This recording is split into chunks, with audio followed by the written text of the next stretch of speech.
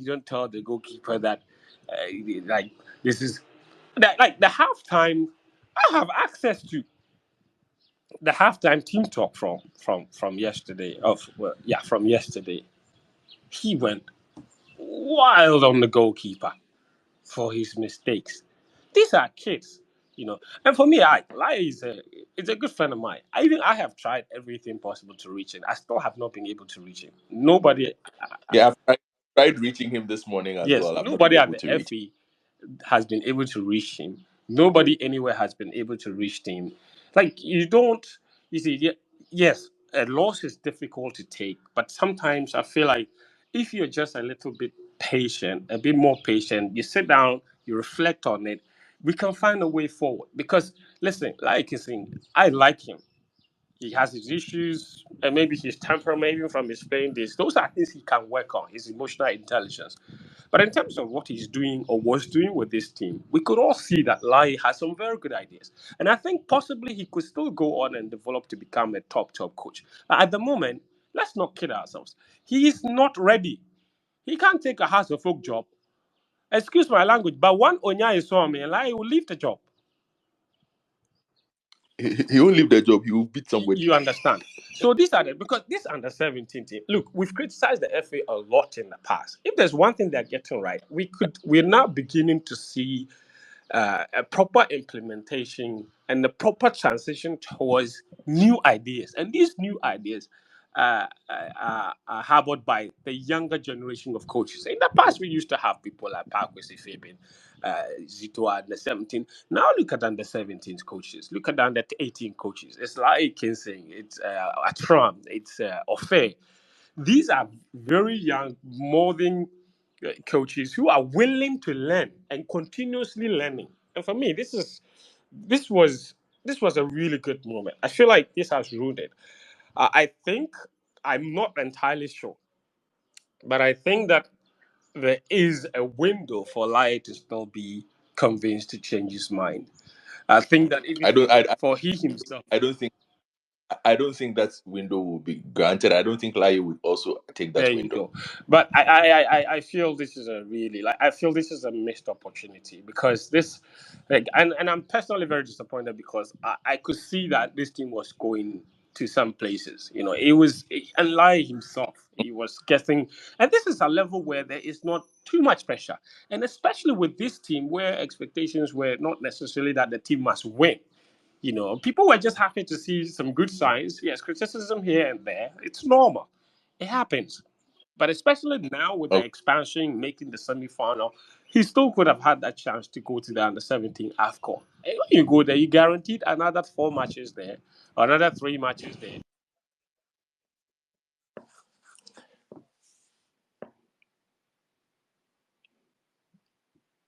I seem to have lost Fentu, if I'm not mistaken. Let me bring in To Veronica, handle the and situation. then. All those things Oh, are things that will continue to evolve. But just from my own point of view, just looking at everything that has happened, it's just a big letdown for me. thank you very much, Fentu. Vero, I'll come to you in a second. Once Vero, mute your microphone for me. I think Gigi got on before you, so let me just allow Gigi to be here. Gigi, quickly your thoughts. Then I talk to Veronica and Daniel. Thank you, Godfred. I just want to. There are some things I disagree just a little bit, and I would like to maybe Fetu to maybe respond to that. But um, I cannot disagree with two things. That first, Fetu said something like Laryea Kingston taking responsibility of the players that the other played. Um, in Ghana or many countries that people criticize their football association with choosing players for coaches. You see, Yeah, if he should have come out to tell the public that okay, there are some players that I did not choose myself, and they gave them to me. First of all, he will lose the job because he came out to give out that information. It's something that is there. And so coming out in, the public domain to come out and tell the people, well, I'll take responsibility of anything that happens or the players that has come up. You know, all the players that all the coaches that has come to Black Star and I mean other national teams. Every coach comes out to say, "Oh, I'm responsible for everything that happens," all because they cannot say the truth and say because they know that when they say that they will lose their job. You are there. I mean, even this one that like him to say, I think he has a problem. I mean, over the past, he has a problem with temperament and all that. But to come out and tell the public, I did not choose these players myself. I could not do the same thing. Later, after he lost the job, he came back to tell the public that he tell the public the truth. And I mean, dressing rooms issues coming out. Yes, you are right in maybe he choosing his own camera person to bring information or whatever a documentary he wants to do. But certain dressing rooms issues come out. I think that Manchester City was something. Pep Guardiola was shouting at his players and telling them using certain foul words. It also came out like that. You may not know who will come out with it, but it comes out. The only thing is that sometimes in our culture, if you will say that we don't use certain words in public domain, or even on radio, we don't use words like the F word and all that. But I mean, in a dressing room like that, sometimes coaches, when they are shouting at players, those words comes. It is not a good thing to do, but maybe we cannot use that one against him entirely. Okay, and I'm also seeing something that I saw. I saw some they put the FA also came out. It's whatever that has happened between the Kingston. I feel like okay, maybe he's angry, but coming out immediately to give whatever that has happened and a rejoinder or whatever we will call it. I think it is too harsh. Just immediately, maybe somebody. I mean, people get angry certain things has happened. It may not have gone right, but coming out immediately to give all the information that happened between you and the coach and all that. For me, I feel like it is wrong. Maybe you can talk to him. Oh, calm down. Whatever the issue, we can solve it because he started the team in a very nice way. All the places he has gone to. Before he became the main coach assisting and doing all sort of things with these young boys. I feel like we can talk to him. He may have a problem, but immediately he said, "Okay, I've resigned," and you just come out with all those statements. I feel like it's very wrong.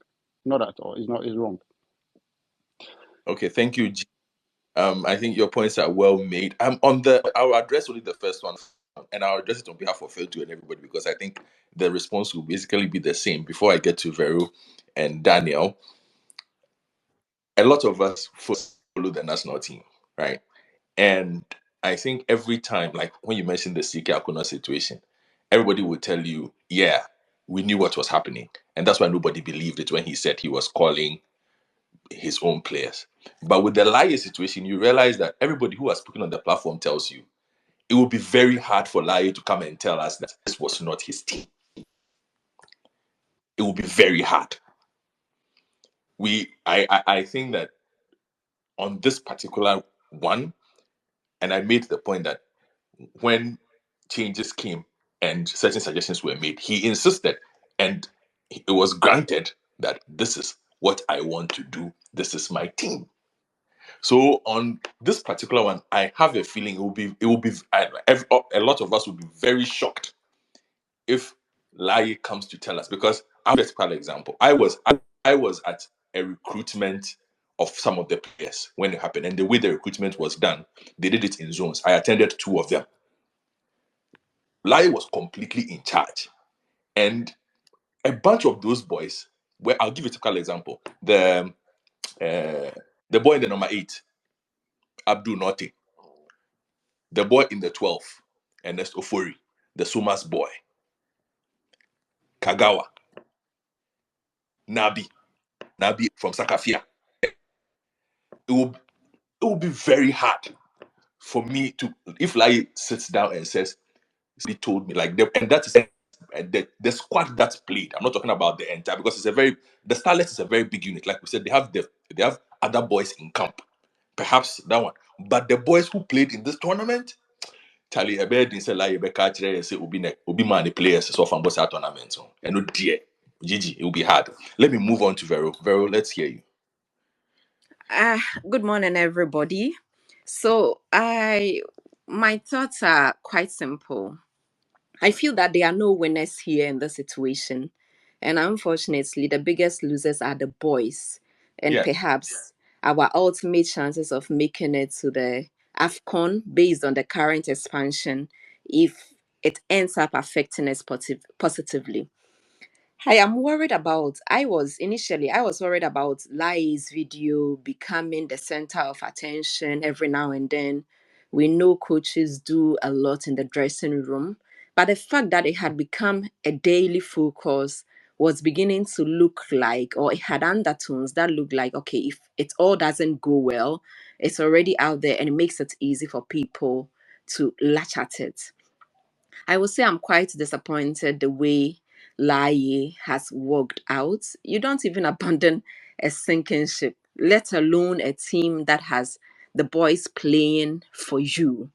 I feel that he should really have known better. We all know that Lai's temperament has always been like this and that. But I guess that after everything he had been through, maybe that's what I thought. And the fact that he really wanted this job. I do remember that even beyond being the assistant coach, he kept saying he had been doing nearly all the job and he feels that he needed the elevation. And when it happened, I thought it was a good way to prove that he was ready. He had emphasized over the period how he's excited about training kids, and it was beginning to show, even if some of the things he told them were not very nice to a lot of ears. I do feel that it shouldn't matter who you are working with, whether you are working with a disorganized GFA or a group of people who you are not happy with. There would be no place under the sun that is tolerated the way he walked off if what the GFA is saying is true, because you don't get a team playing for you, boys believing in you, and you work like that. I do know that there are only three results in football: you win, you lose, and you draw. If you want to go the long haul as a coach, you should have this understanding that you will not be able to win all the time. And I do feel that this should be a huge learning curve for Lai, because wherever he will find himself, whether he wants to coach in Ghana or beyond, you cannot just behave in certain ways. And it's about time that he puts his emotions to check, because it will be a crying shame if we don't see him at the highest level, because we are hoping that, given everything he's showing, he would polish up a few things and just maybe he's able to go all the way. In that sense, time can forgive a lot of things, but from this particular position, you do not know how he's working his way back into the national team or in other teams. Everybody who appoints you will have question marks about your temperament, whether you are too difficult to work with, whether you don't come to compromises and all that. And all these are very important ingredients in terms of coaching. The GFA statement disappointed me greatly. If you are going to put out an official statement, at the least, be professional about it. It was so unimportant to make it all dramatic. Whatever had happened, you could focus on the next game. Imagine you knowing that we could have a simple or slim chance of making it to the AFCON by way of this expansion. And all you do is to get fans and others agitated or angry towards a coach. It would affect the team in the end. And I do believe that in managing our national team, it's very important that we apply all manner of emotional intelligence at every level. In this instance, from the coach and whoever puts out the statement and the handlers, it didn't work. And we have also picked up information. I know most of us journalists, we do know about how interferences here and there. It is important that at some point some of these things stop. I do believe that you cannot completely say that the coach's decision with who players should be should stay there. No, because Godfred, you and I, plus most of the journalists, plus Ghanaians, we all have an idea of sometime who should play in a certain position. That is why compromises are very important. And if the focus is one, for the team to do well, for you to develop, for you to, progress, then it shouldn't even matter whose player is playing and whose player is not. It's about the best material. Is that what is happening? It is important that we retool as a nation, because this team was beginning to inspire us. It was beginning to give us confidence. And look at the way it is happening. If you are not careful, these boys are lost forever after this competition, because Yeah, we are really good at disbanding teams that do not meet expectations. And some of these things we really need to change. I would like to end here so that others can have their say as well. thank you, Vero. I think the concern Vero expresses at the end is the concern everybody who is here and most Ghanaians will have. What happens to the boys? And I mean, Shadu, I see your suit and tie. I say I have two questions for you. I mean, don't do this. You and I used to host a podcast. Don't come and listen. I want to ask you a question. Daniel Grant, let me hear you. Wilfred, good morning. Everybody. Thank you for the opportunity. I want to first touch on the last but one point that look, football is the only factual thing in football is the scoreline. It is probably the most subjective sport that is. There's no wrong, there's no right, there's no good, there's no bad. As long as you are able to argue your opinion for it to make sense, for me, I understand. Now, where am I going? It is subjective in there are no sure 23 players who are supposed to be in a certain national team. People always have their opinions. People always have their strong convictions. Now, where I draw the line is there's a quality threshold. Okay, once the players pass that threshold, then we can begin a conversation.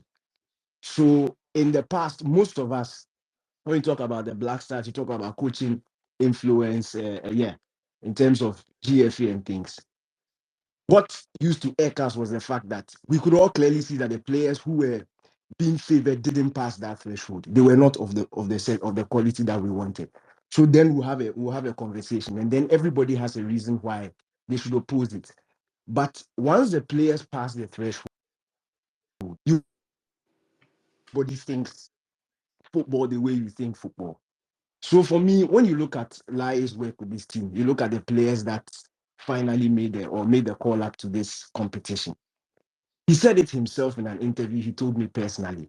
He was involved in the selection. In fact, he was the, and he even made a comparison. He said back in the day, the directorate or some people in charge will go around scout players, and then the coach will come and meet the players at Pram Pram. This time, he told the GFA he didn't want that. He wanted to be the one to go around and select, and that's exactly what happened. They went around in zones, in regions, and he picked the players he wanted, and he brought them and he assembled them. So that is a difference. That is even the FA compromising in the first place, giving him to do his work. And you see, even nobody on this podcast, sorry, space will agree that what is the greatest of all time. Some people will oppose, and we're all very strongly convicted in what we believe. So that is football. But the bottom line is, once they pass the threshold, you should be able to understand and there should be a compromise. So for me, I don't think anybody can look at these 23 players who were selected to the competition and say they didn't pass the quality threshold. Look, they are very well-drilled, talented group of players. And they all showed us from the competitions in the competition in Russia to the friendly matches they had in Ghana, be it against the local teams, be it against other international teams, even to this competition. We could all see the signs were there. They were positive that, look, these guys are good enough. So, and again, when the head coach has come out before to say how involved he was in the selection, I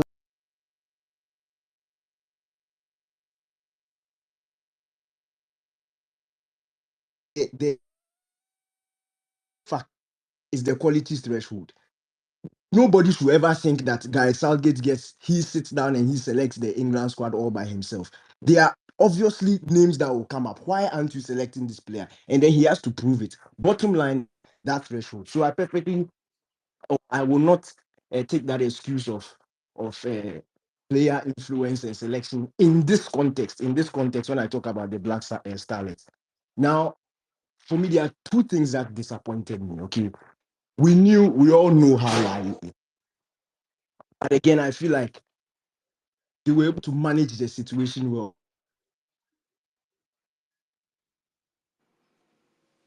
It happens everywhere. And I don't like when people take themselves out of situations and look at it like we are saints. Even in our own offices, these things happen everywhere. Once there's more than one person involved in something, friction is bound to happen. It is normal. It happens. But at the end of the day, can you work together? And we saw that the two bodies were working together, Lai and the FA. It was pretty good. Things were going on. Okay.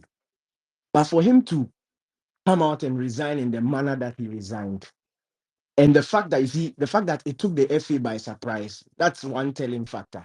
Because if the situation was that bad, if their relationship was that bad and he resigned, I don't think they would have been surprised at the situation. But it caught everybody by surprise. And that shows the, uh,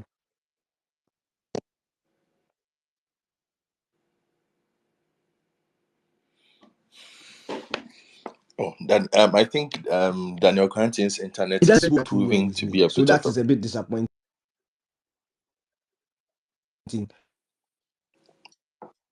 Godfrey, is it better now? If you could, your internet keeps breaking. So if you could log off and enter again, I'll let you in.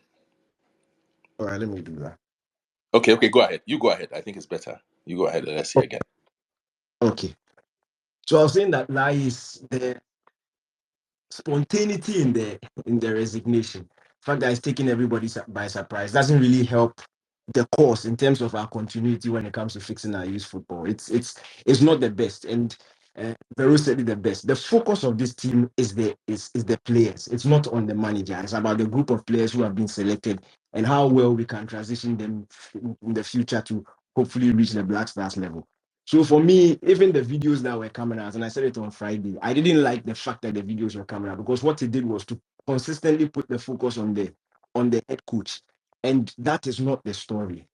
The fact that he's been a player before, that is nice, but once the competition starts, let's focus on the team. And I don't think we were giving enough attention to the team, especially because of some of these videos that were coming out. But that aside, look, it wasn't the best decision by Lai, considering all things.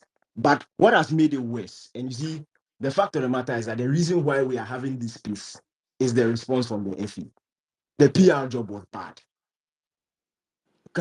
You can all these things happen in the background. Nobody knew what had happened. If anybody knew no journalist had come out to say anything. So once you come out and you detail what exactly has happened, it's unnecessary drama. You see, and it's again, the competition is not over. You still have a game to play against your bitter rivals, Nigeria. There is, for me, it really doesn't make any sense to bring out this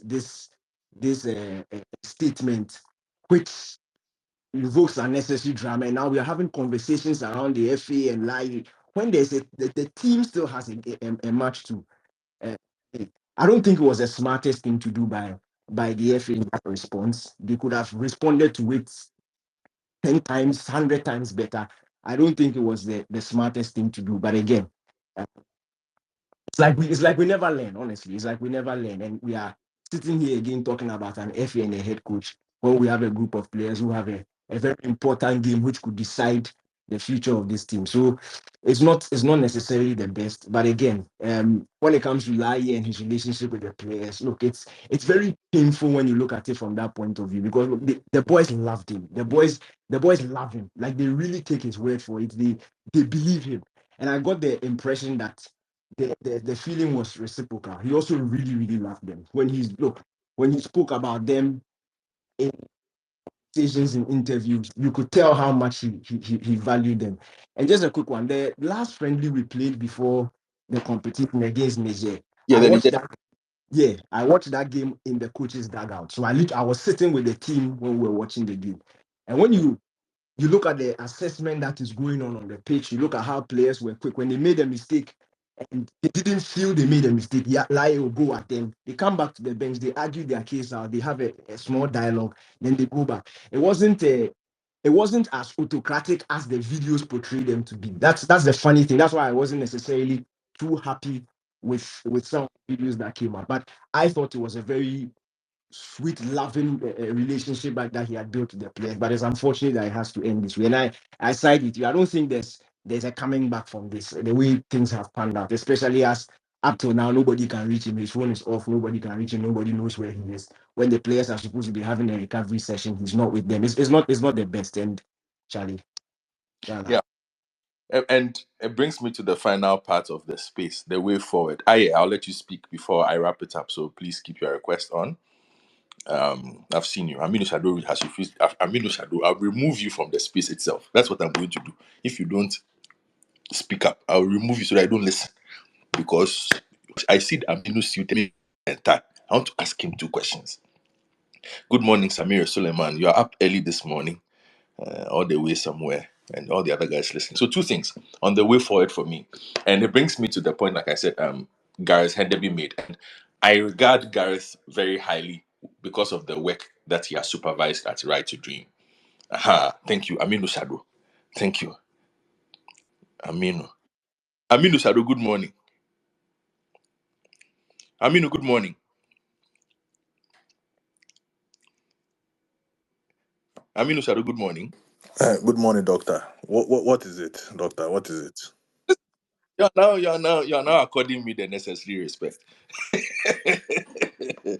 Thank you for your time. I know you're a busy man these days, so let me just do this quickly. You have other functions to look at, but just your first question, your initial thoughts on what happened yesterday after the game, Well, and Aminu will be speaking in an unofficial manner here, so this is the not bloggers, especially Aminu the bloggers. Yeah, on. Yes, so you cannot quote him as saying ABCD, please. Thank you. doc, just like any Ghanaian and a practitioner within the industry, I'm very, very disappointed. Obviously, for the kind of promise that this team has shown from the start of the competition, even before the start of the competition, and the fact that we've longed for some sort of success with our national teams over a period of time. We were very, very hopeful of this team going all the way and even winning it. And also with the live factor and the fact that they play some very, very good football at some point in times, even though some of the deficiencies of the teams were a bit apparent. So yeah, we are all disappointed. But you know, and you see, if it's whatever is happening, if it's into the belief we've had or how we've handled our youth national teams over the period of time. Once they don't make it to a major competition, then that's the end of the road. And I think that's what the FA is trying to change. Even though, of course, they have some challenges, they are trying to change that thought or that way of thinking that if the team doesn't make it to a major competition, i.e., the AFCON or the World Cup, then that's the end of the road.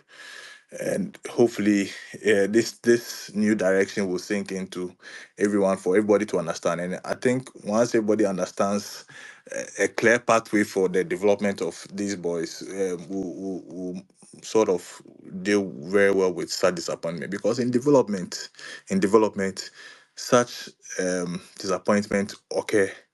It is how we manage it that defines the future of every team. So I hope that once tempers are calmer, the thinkers will get thinking, and then we'll start thinking ahead and try and see how we can, hold this team. And because we all agree that they are good, so we should help them to develop to the highest level.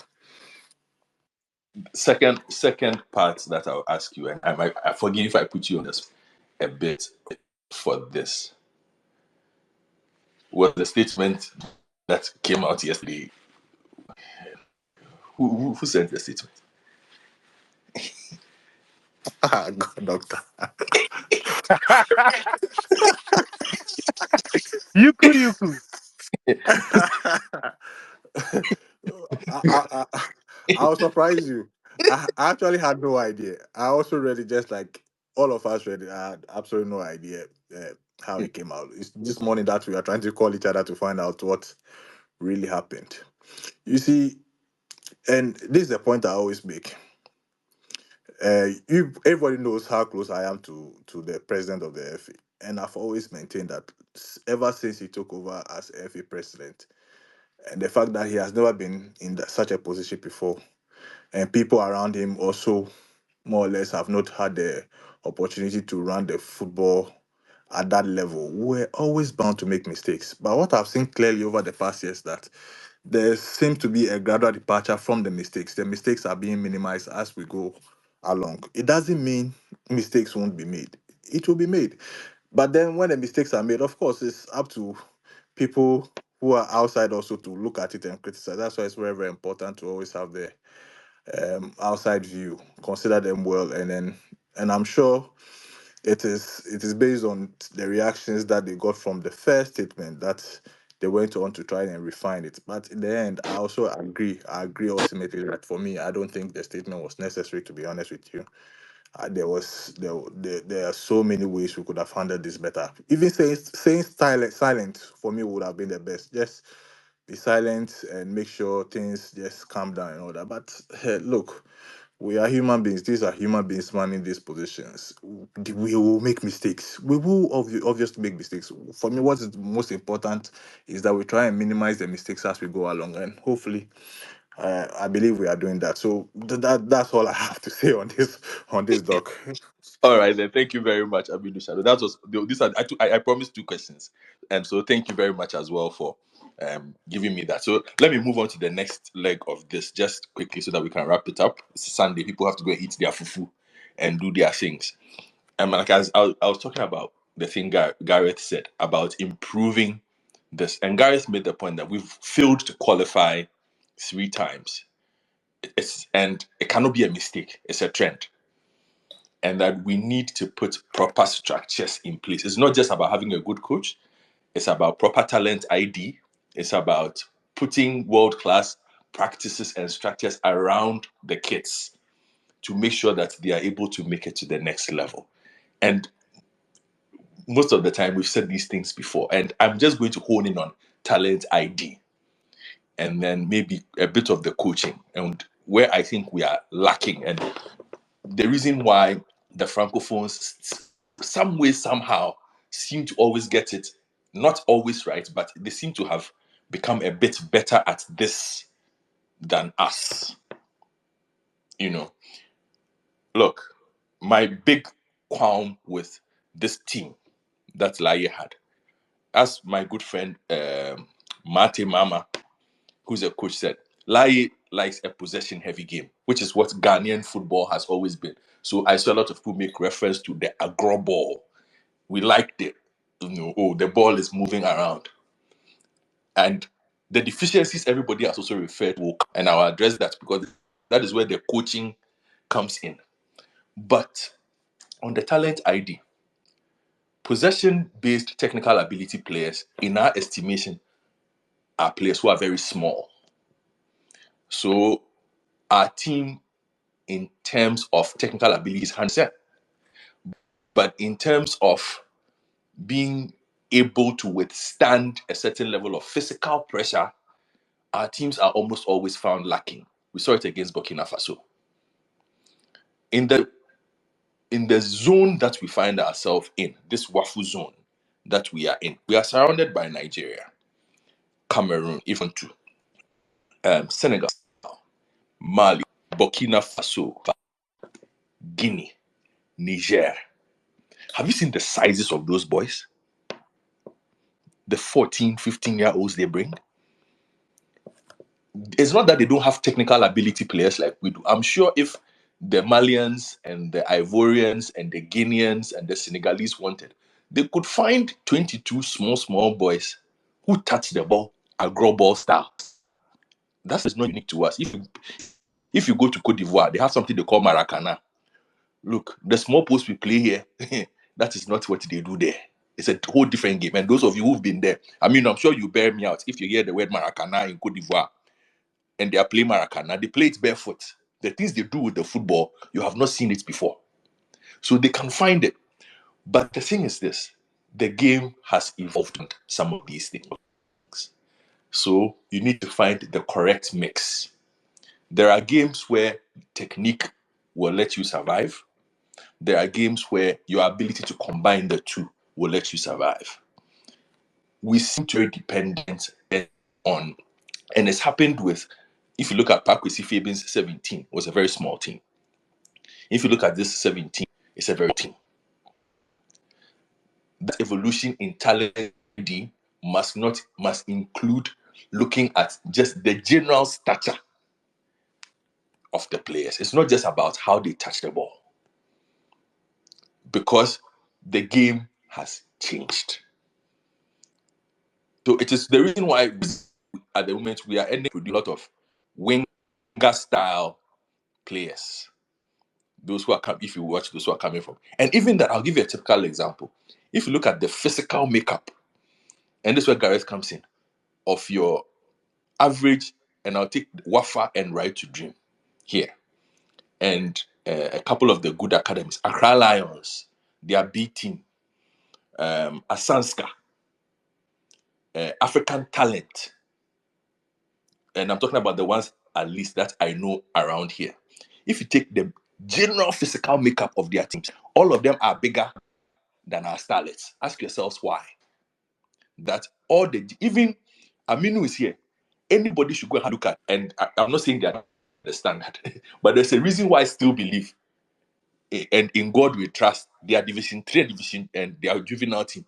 If you see the sheer size of the human beings there, why is that all the club academies seem to have this in mind, but it does not reflect in our national team, especially at the junior level? All the clubs and academies know that you need size, but when it comes to the national team, we go very small. I mean, can you explain it? You are the one who is there. I have to understand, and I'll be very interested before I go on. Quickly, can you I know the explain it? answer to this. It's No, I don't because know. it's very, very difficult.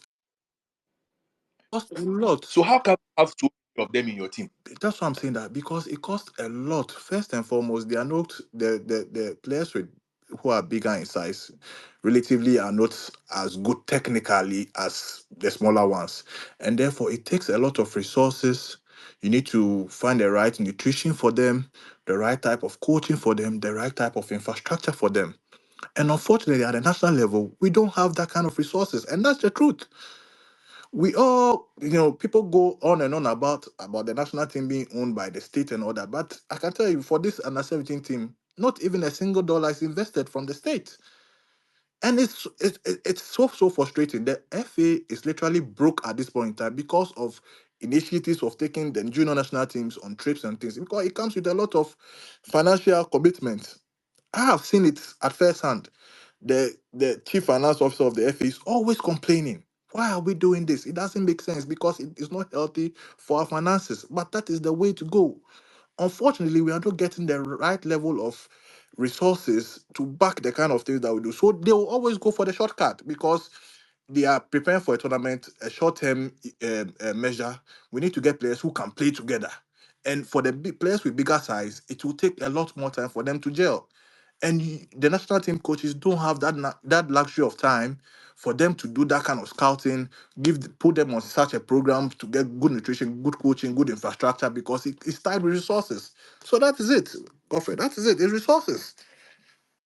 Okay, so perhaps that is something that they need to look at and get the mix right, so that we can alternate between the two. If, to be honest with you, if we don't get that mix right, we will struggle to qualify out of this zone that frustrates everybody. And a lot of football fans, journalists, we've been frustrated by this zone since it was created for the past 10 years or so, because we have been struggling to qualify out of it. But that is the bare truth. In the end, these boys, our opponents who are doing better than us, have been able to marry the natural physical ability they have with the talent. The second one is the coaching. And then I'll wrap it up. I think it was Fentu or Daniel who spoke about the first game, Ghana versus Cote d'Ivoire. If Cote d'Ivoire had been a better team in the first half, we would have lost the game in the first half. They are not the first people I've heard say that. I've heard a lot of coaches. After that game, Ghana won 5-1. So everybody was happy. But those who spend their time looking at faults and by in a positive way, because they were looking at it technically and not emotionally, said that, oh no, I had a coach who called me and said, Godfred, Sabo no, Cote d'Ivoire for no money sharp. Your team no, na a quite demudodo. Basically, that is what there were too many spaces in our team. And I was like, oh, but at least we won. And he was like, a stronger team will punish us one way or the other because we are just too open. And that is where he spoke to me about the team's lack of know-how out of possession. That is, the team knows everything to do with the ball when they have it. When the team does not have the ball, they're a complete nightmare. And it was against Burkina Faso that I decided to pay attention. And it was true. After the person told me, the next lab for me to watch was the Faso game. So I watched. And out of possession, our team structure was very bad. That is coaching. And I know a lot of people are excited about this new generation of coaches who are coming, who are supposed to be the future of Ghana football. And the thing is this, they come with all the fancy certificates and all the degrees. But I have a small problem. Most of their training comes with, the certification comes with coaching hours at training. Most of them actually have not coached actual games.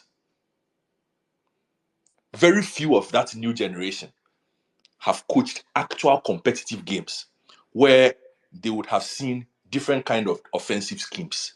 They will see different kind of defensive schemes. They will see different kinds of rotations. They will see different kinds of matchups. So they are quick to respond to those things and they are able to impart those things for the players to improve much better and perhaps a bit faster because most of the scenarios are also new to them, the same way as it is new to the players. So my quick advice to the FA is I'm very happy that you are bringing in these young generation of coaches. But I also insist that make sure that the young generation of coaches you are bringing are coaches who have spent 2-3 seasons actually coaching, be it Division 2, be it Division 1, be it Premier League. They are the ones who must have the jobs. And they should have done it at least consistently 2-3 years for us to be able to see how they responded in those environments before we hand over our national team. Because what we've done is we have a group of, they are sexy, we like to mention the names. Oh, this one came from here. Oh, Charlie, this one, he's UEFA this B, but he, it's the certification is sexy.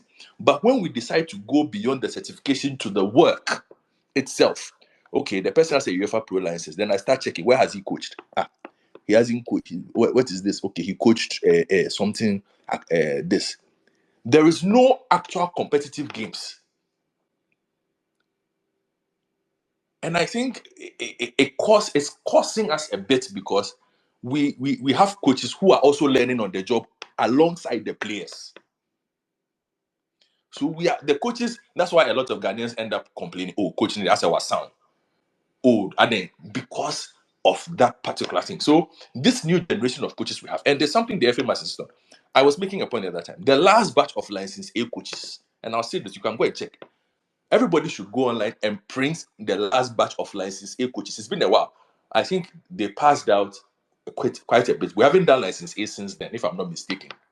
So the last batch or the last two batches of It must have been 5 years ago, Godfrey, since yes, we had the license. thank I think 5 you. years. Thank you. Haven't print the list of license A coaches from the last 5 years. Find out where they have coached. You will come to the realization about 70% of that list have held the license A and they do nothing with it.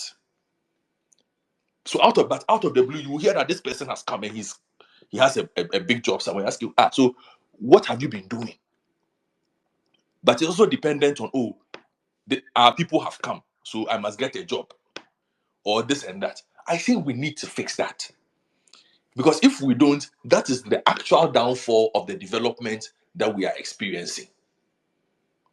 So, for me, that is my wrap-up points on that. Let me give quick roundup to two people, Kotokoba and Adaku Nabi, and then we will wrap up the chat. Sunday, people should go and do what they want to do. Kotoko something, yeah. Kotokoba, let me hear you, please. Thank you.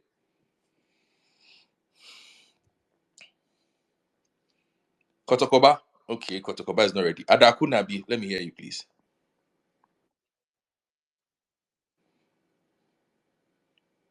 Okay.